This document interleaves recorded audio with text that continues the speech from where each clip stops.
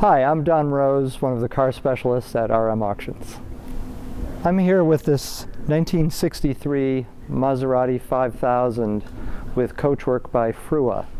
It's a high point for Maserati road cars. They were formerly known since their outset in 1914 and the first cars built in 1926 as a manufacturer of racing cars.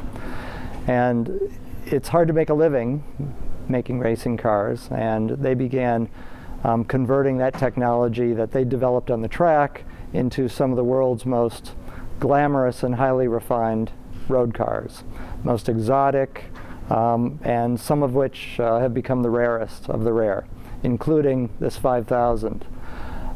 It was the granddaddy of all the Maseratis during the classic era, essentially special ordered the first time around by the Shah of Iran, who wanted to take their 450S, very successful sports racer, take that engine and apply it to a road car. And they bored it out a little bit to a 4.9, called it a 5000 series Maserati. He was the owner of the first one that I believe had a body by Touring. And then it was only a short matter of time, before other heads of state, captains of industry, movie stars, the people who were known for having the most discerning taste and able to afford the best and most expensive cars in the world, of which this was certainly one, to come around and order their own 5000s. Each one was essentially a hand-built car. There were 34 built in total over about a 5-year period, so that makes them extremely rarefied, even in the small world of Maseratis. And 22 or 23, I believe, were made by a coach builder called Alemanno.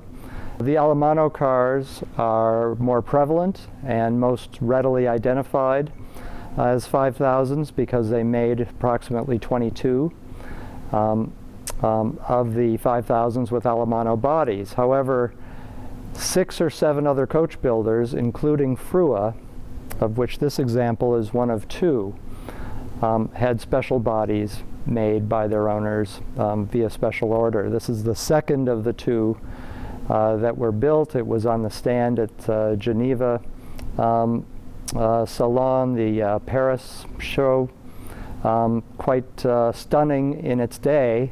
As you can see, it's a very shapely and glamorous car, certainly of almost anything of its era. It really stood out, which I suppose was the point.